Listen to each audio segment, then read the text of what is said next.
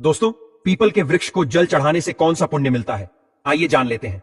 एक नागिन के उद्धार की इस महान कथा के माध्यम से समुद्र की गहराइयों में स्थित क्षीर सागर, वहां का दृश्य अत्यंत दिव्य और मनोहर था। क्षीर सागर में लहरों के बीच में शेष नाग की शैया पर भगवान विष्णु सुकून से विराजमान थे। उनका नील वर्णीय शरीर दिव्य आभा बिखेर रहा था।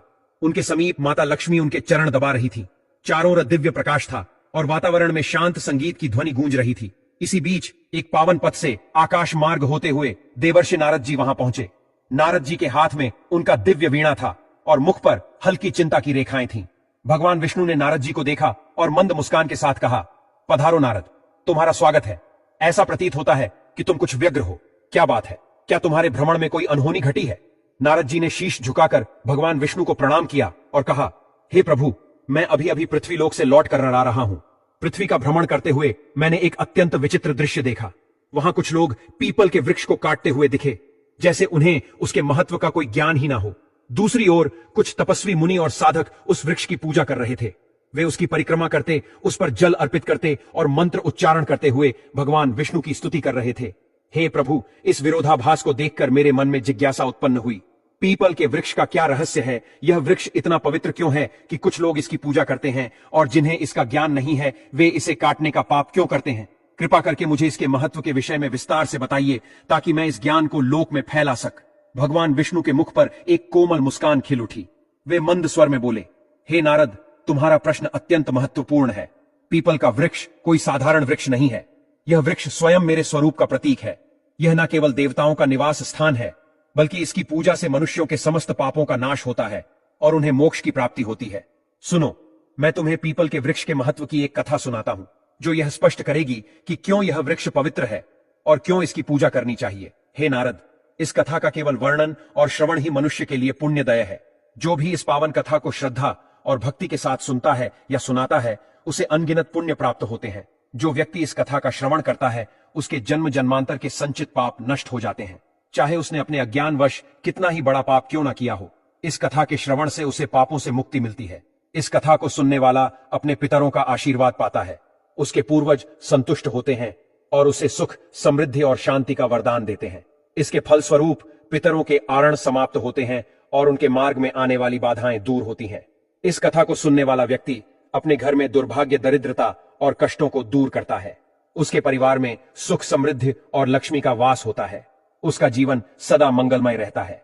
यदि किसी स्त्री पुरुष को संतान सुख की प्राप्ति में बाधा हो रही हो, तो वह इस कथा को श्रवण करके पीपल के वृक्ष की पूजा करें।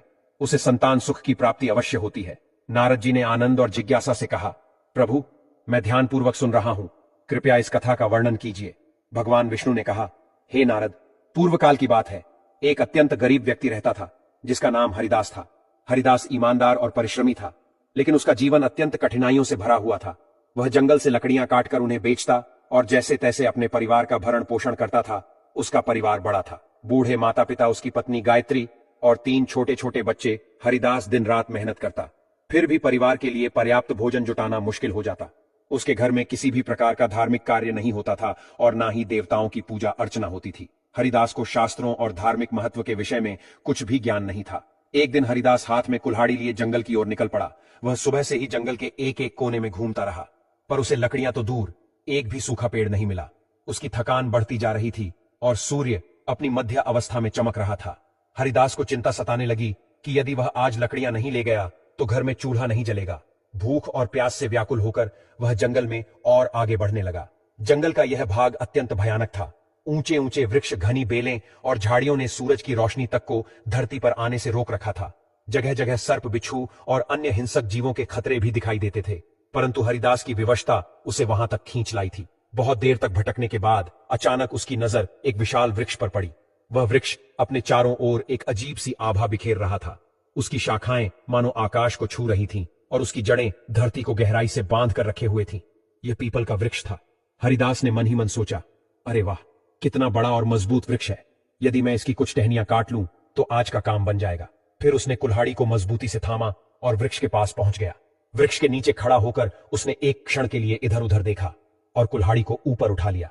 जैसे ही वह कुल्हाड़ी से वृक्ष पर आघात करने वाला था, तभी एक भयंकर आवाज गूंज उठी, जो किसी स्त्री की सी प्रतीत हो रही थी। हे मनुष्य, ठहरो, तुम यह क्या अनर्थ करने जा रहे हो? हरिदास ने चौंक कर इधर उधर देखा। पर वहां कोई दिखाई नहीं दिया। अगले ही क्षण वृक्ष के तने के पास से एक भयानक काले रंग का सर्प प्रकट हुआ। उस सर्प की आंखें चमक रही थीं, मानो उनमें अग्नि की ज्वालाएं जल रही हो। हरिदास भयभीत होकर पीछे हट गया।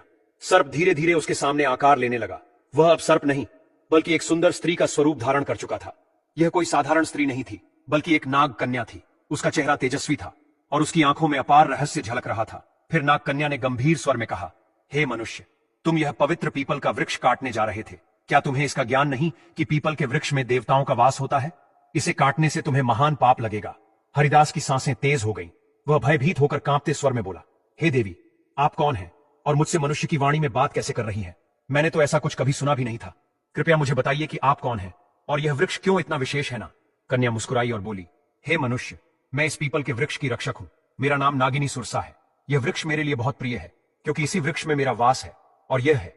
परंतु इस वृक्ष के साथ मेरा यह जुड़ाव केवल इस जन्म का नहीं है, बल्कि यह एक पुरानी कथा का परिणाम है। सुनो, मैं तुम्हें अपने पूर्व जन्म की कथा सुनाती हूं।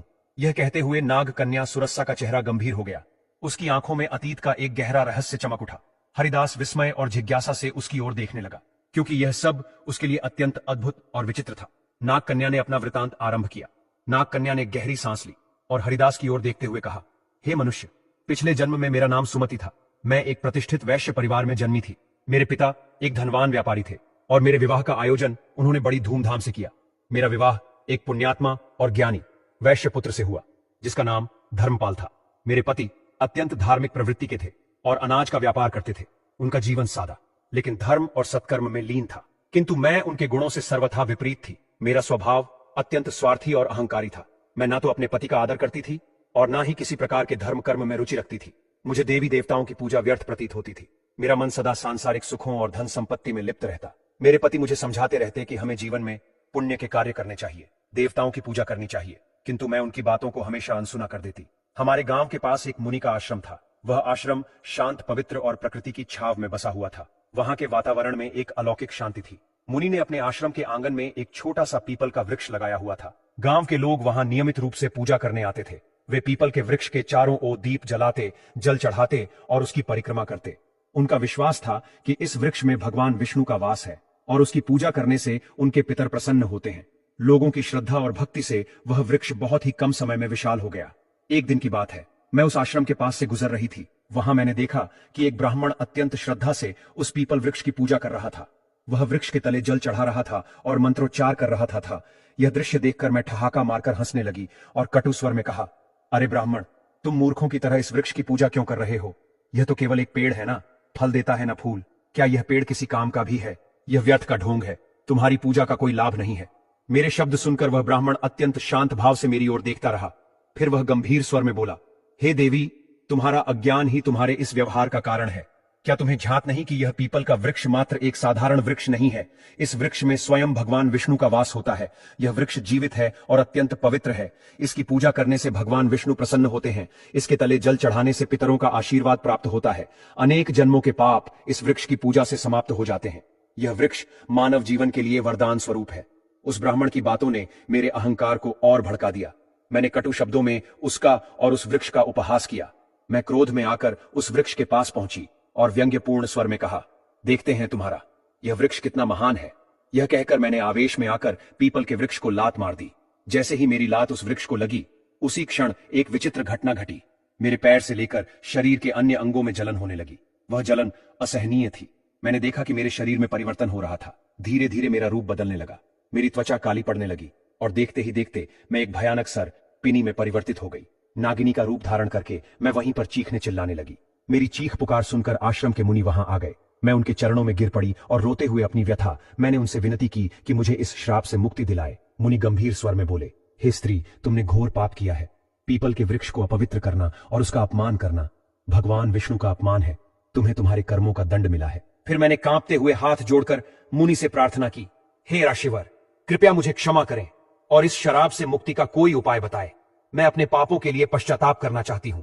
उस मुनि ने गंभीर स्वर में कहा, हे पापिनी, तुम्हें इस श्राप से मुक्त होने के लिए 100 वर्षों तक इस पीपल वृक्ष पर निवास करना होगा और इसकी रक्षा करनी होगी। जब 100 वर्ष पूर्ण हो जाएंगे, तब तुम्हारे पति यहां आएंगे और इस वृक्ष पर जल अर्पित करेंगे। उसी दिन तुम्हें इस श्राप से मुक्ति